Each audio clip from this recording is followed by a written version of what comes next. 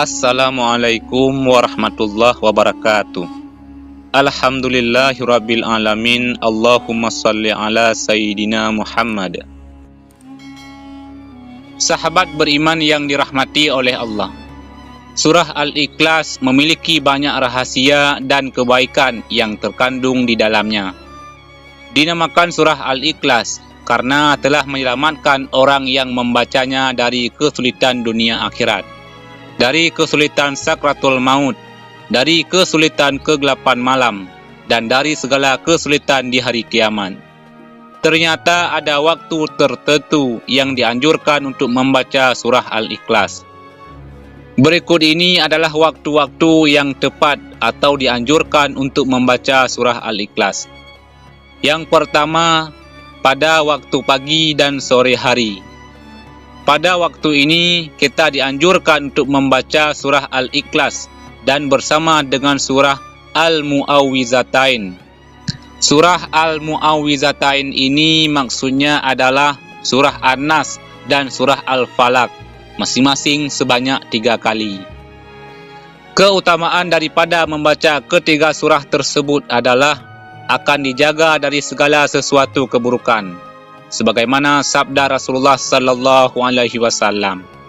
Katakanlah, Qul huwallahu ahad, Qul a'udzu birabbin nas, Qul a'udzu birabbil falaq, ketika sore dan pagi hari sebanyak 3 kali.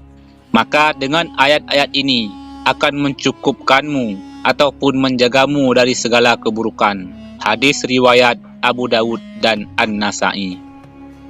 Lalu yang kedua, ketika hendak mau tidur. Di saat kita sebelum tidur ataupun hendak mau tidur, kita dianjurkan untuk membaca surah Al-Ikhlas, surah An-Nas dan surah Al-Falaq sebagai kebiasaan Nabi sallallahu alaihi wasallam. Ketika berada di tempat tidur di setiap malam, beliau mengumpulkan kedua telapak tangannya.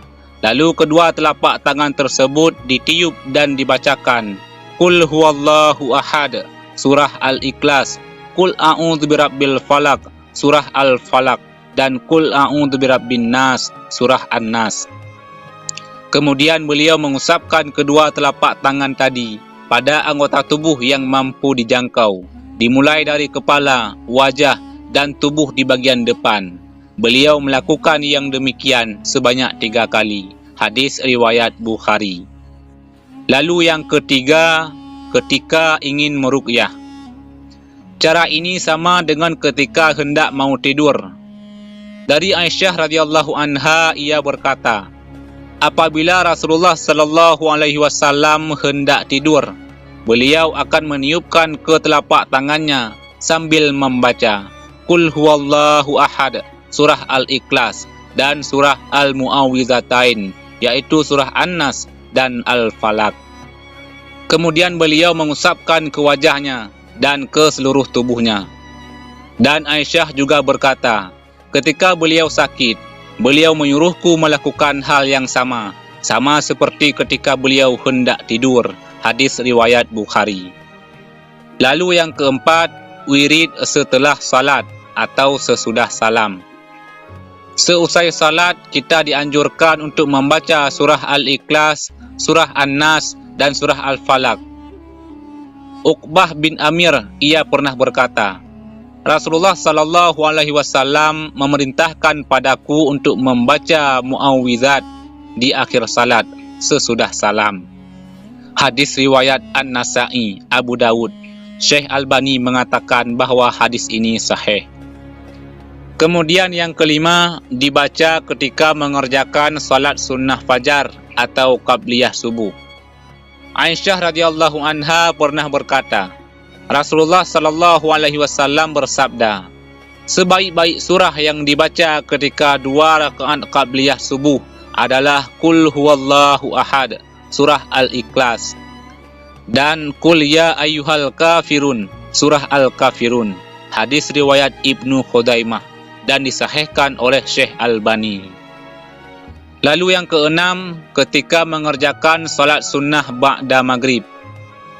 Abdullah bin Mas'ud radhiyallahu anhu mengatakan, Aku tidak dapat menghitung karena sangat sering aku mendengar bacaan Rasulullah sallallahu alaihi wasallam membaca surah pada salat 2 rakaat ba'da maghrib dan pada salat 2 rakaat qabliyah subuh, yaitu Qul ya ayyuhal kafirun, surah Al-Kafirun, dan Qul huwallahu ahad, surah Al-Ikhlas. Hadis riwayat At-Tirmizi.